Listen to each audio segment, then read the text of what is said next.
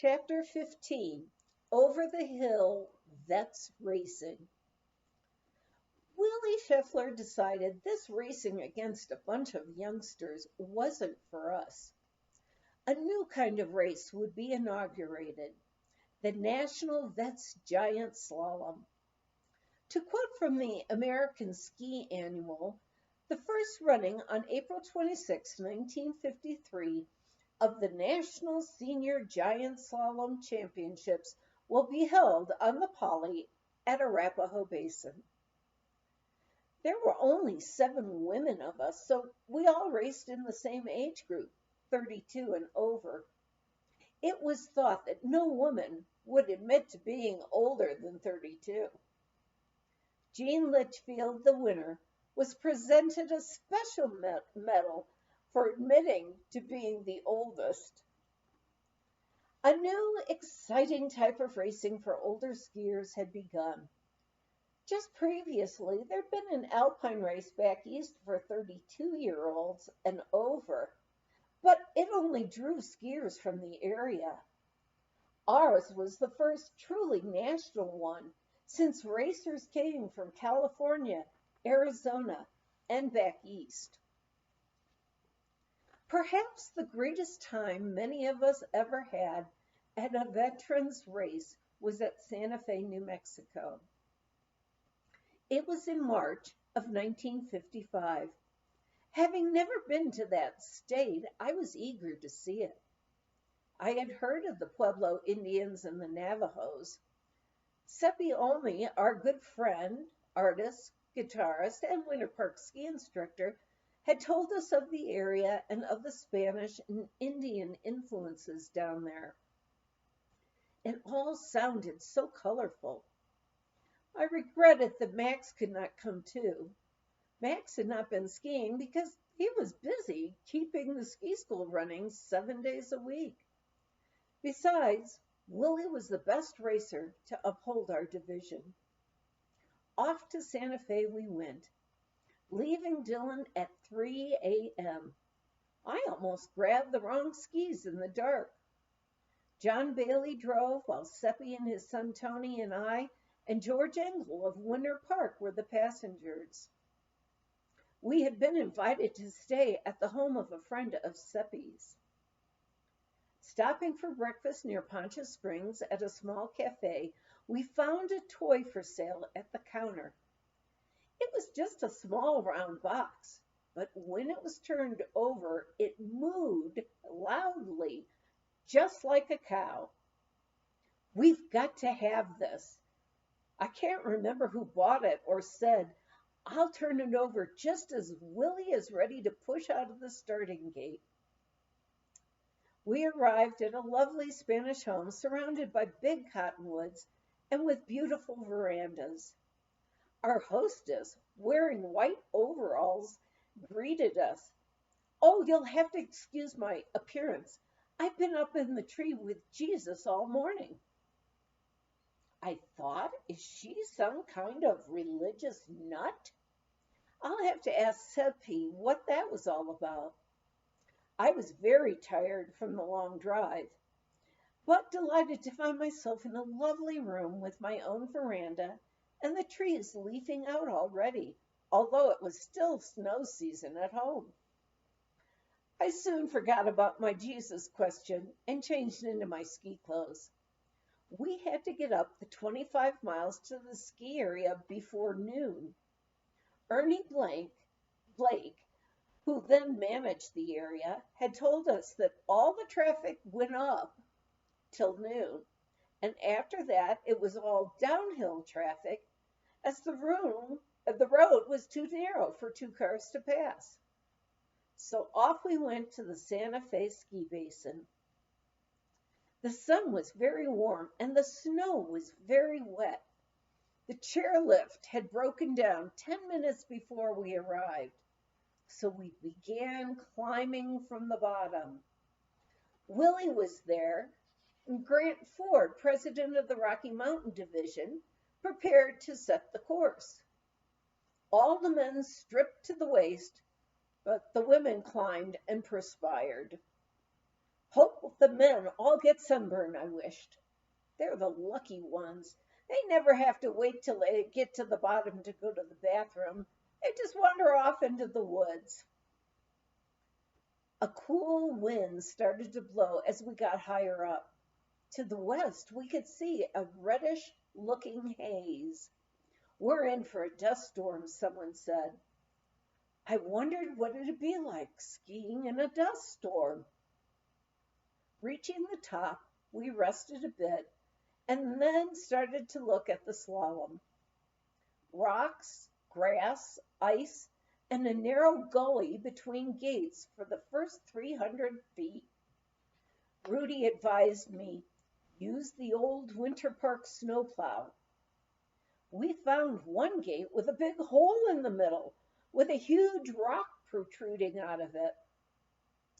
To prevent further trouble, we took up the rest of the gates and blocked the entire trail.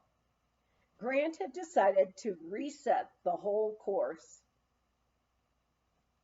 The men carried shovels up to help him, and the rest of us climbed back up to the start, which was to be about 300 feet below the original one. It was getting dark with the dust beginning to blow. The wet snow gradually turned to brown-colored ice. Back down to Santa Fe and the La Fonda Hotel, where we were to be guests at a cocktail party, someone asked me if I'd like a beef eater. Oh, I'd love one, I answered, thinking, I don't care what kind of steak it is. I'm so hungry. Thanking whoever handed me a martini, I wondered when would they serve the beef eater steak.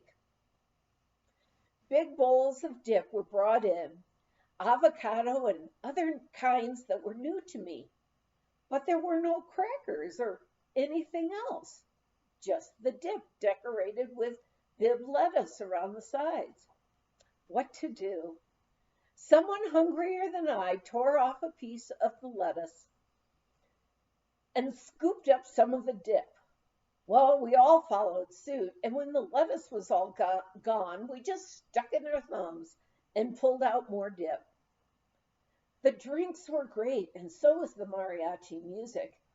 But having been up since 3 a.m., we were most grateful when we were whisked to another beautiful adobe home and a big buffet dinner. Racing with the young'uns was never like this, I thought, as I filled my plate with delicious food and someone handed me another drink. I cornered Seppi.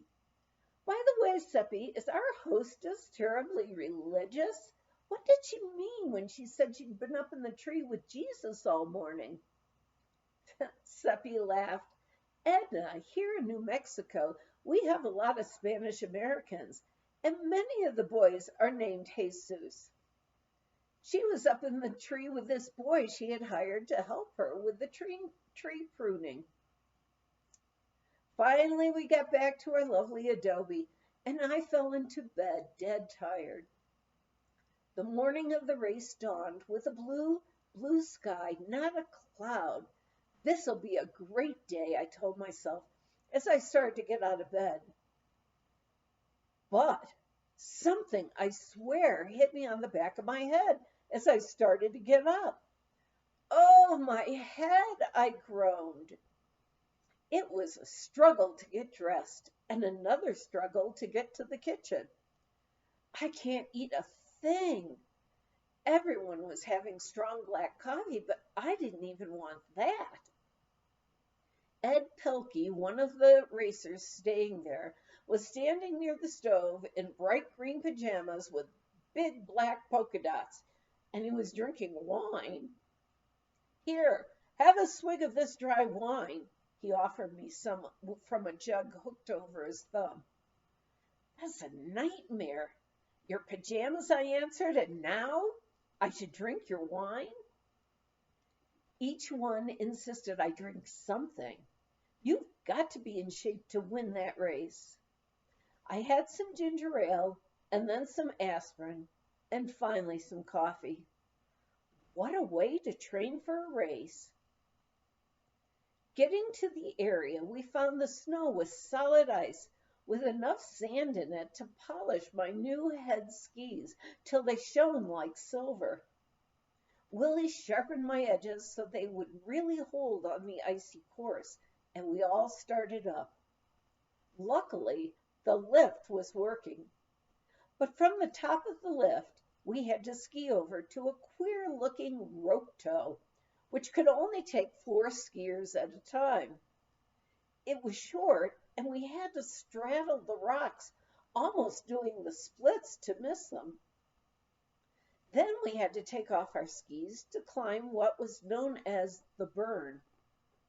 With the wind blowing hard and cold, my neck began to feel stiff from carrying the skis. Finally, we got to the top and to the start. The climb and the cold air had helped clear my head. Also, the fact that my friends were behind me cracking the whip, "Keep going," had been the chant. Ed Pelkey was already there, with his thumb still curled around his wine jug. Years later, I asked someone if they'd seen Ed. Not since he went through the starting gate at the Santa Fe race, holding onto that jug. Don't remember his going through the finish gate, someone else said. And come to think of it, I don't think anyone's seen him since. To this day, I'm sure Willie feels that he would have won that race and not come in second if he hadn't been startled by a noise. He had just started to pull out of the starting gate when a loud moo sounded right behind him. He checked, looked back, and then raced on. If anyone ever deserved a rerun, it was Willie that day. How I ever made it down the course and won, I'll never know. No one really cared to ski after the race, so we all went down to Santa Fe and to Ernie and Rhoda Blake's lovely home for relaxing and some cold beer, and then on to the La Fonda and a banquet and more mariachi music and the awards ceremony. And once in a while, we'd hear the moo cow in the background. On the way back home the next morning, I thought, if senior racing is like this, I'll have some and more.